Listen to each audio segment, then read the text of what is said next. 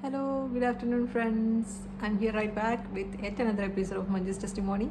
Today, I'm going to give you 11 important useful tips that you can use while doing OET reading part A.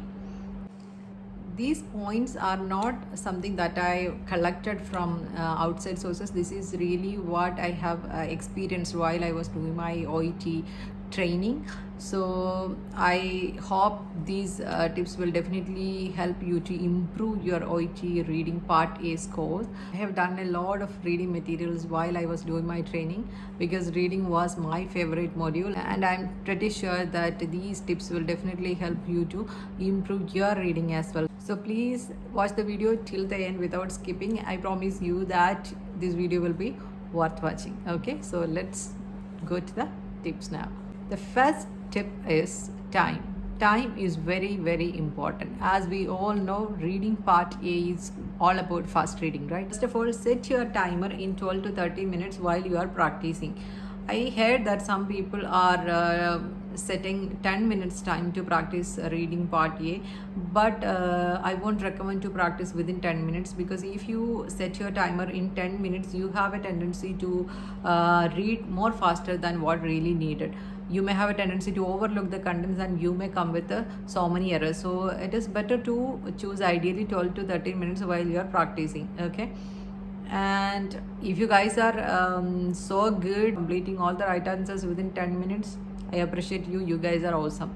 But this video is for those people who are really struggling to complete or crack OET reading part A. So I recommend you to set your time ideally 12 to 30 minutes while practicing. You will definitely get all the answers right within this time. And please don't waste your time in any of the questions which feel difficult. You know, in OET reading part A, our ability for scanning and skimming the test is being tested. So if you guys stuck in any questions, you will lose your time. So please understand the trick has been tried by the OET in part A, and please move forward without spending a moment or a second in any of the questions. And I'm pretty sure that when you move forward, you definitely get the right answers for the questions which you have missed without any effort. So what you have to do is just put a tick mark or round over the question number for the missed question, so that you can come back easily to identify the missed question to write the answer. You don't have to take any active effort to find out the answers for the difficult question. You will definitely get the answers while you are doing your other questions. So please don't waste your valuable seconds in any of the questions. Okay, and please use correct spelling, because in OET reading, spelling mistakes have been counted as a wrong answer. So if you are not good at spelling, try to write down the spelling of confusing words and practice with the correct spelling while you are doing your material. So in OET reading, you definitely lose your mark if you are using the wrong spelling. Okay, the next tip is related to paragraph questions. You may have seen some materials where the same topic has been discussed in different text. For example, they have given a short information about the signs and symptoms of tuberculosis in text A. At the same time, they discuss the same topic in detail in text 4. So in this case, you can definitely expect a question from the same topic. Here, they want us to get confused and choose the wrong paragraph. So in this case, please read the question carefully and go back to the text and read both portions very carefully to find out which paragraph from the question comes from. Okay. The next tip is related to diagrams and charts. We have seen a lot of materials with the diagrams and charts, right? But when we see this diagram, we feel that these diagrams are too complicated and it has a lot of data. We won't get any mark here. I was also like the same. When I was doing my training, when I see this diagram, I just leave the question as it is.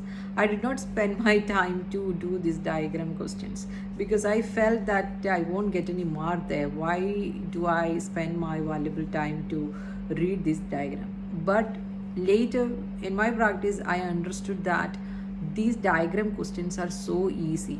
The only one thing that we have to do is just to read all the words what they have given inside the diagram or chart. Please don't leave any words unattended. We have to read each and every corner of the diagram. I don't mean that you have to concentrate more, but just to read every words. So if you read every words in the diagram, definitely you will remind the word it is in the diagram when you read the question.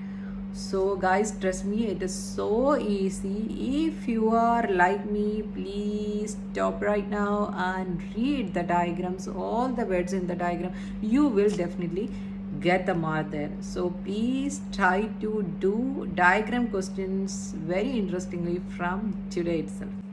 The next thing is related to question material. Please always try to use the exact exam model question paper as possible as you can.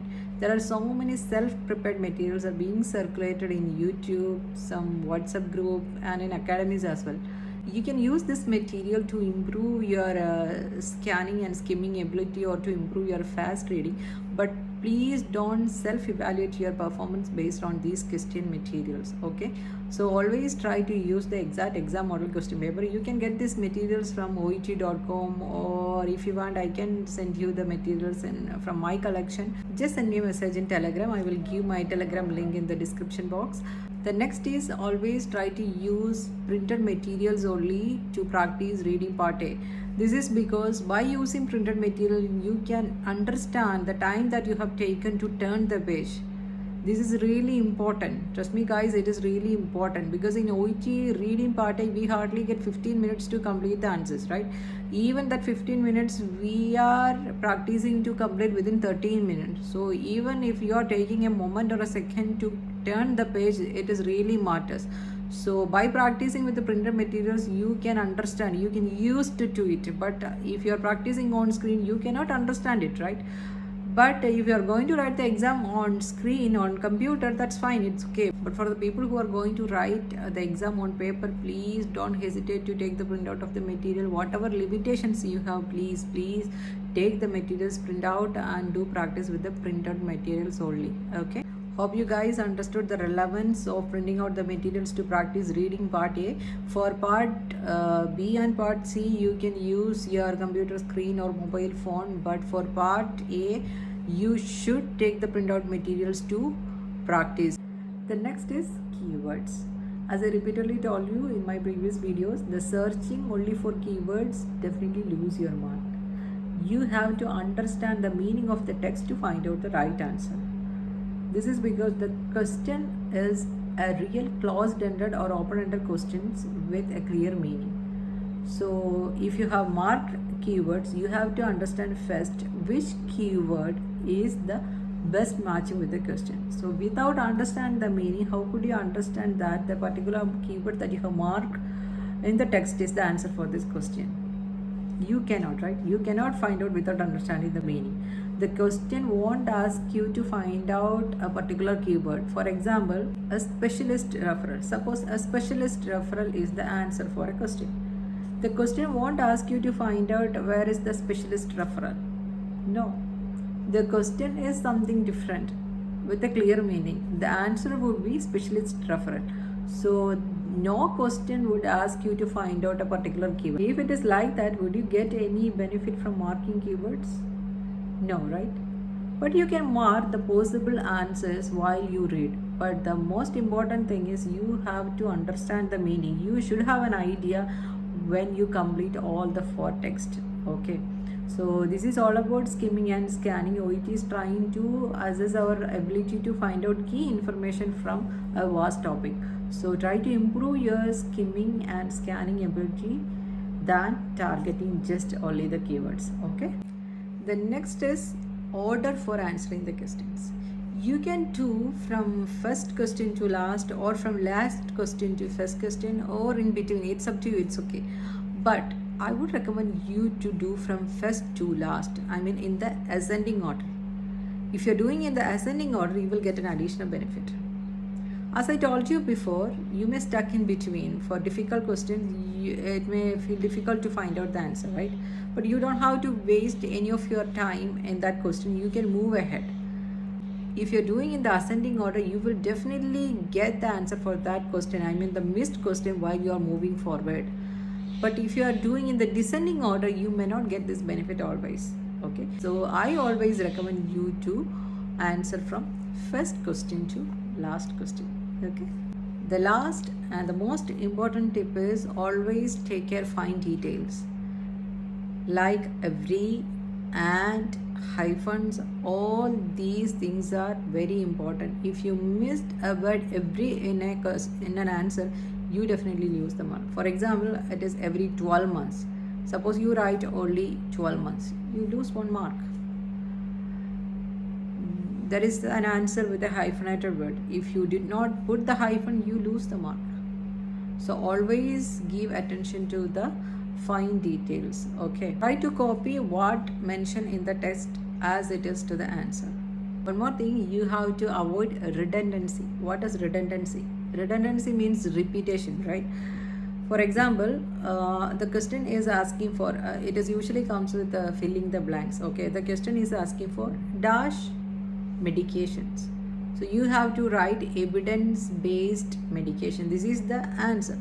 But if you are writing evidence based medication, you lose the answer, because we have to fill just only the evidence based medication is already there in the question, right? So if you add evidence based medication, the total meaning of the sentence is wrong and there is a repetition of words. Okay, so please make sure that you did not repeat anything that is already there in the question.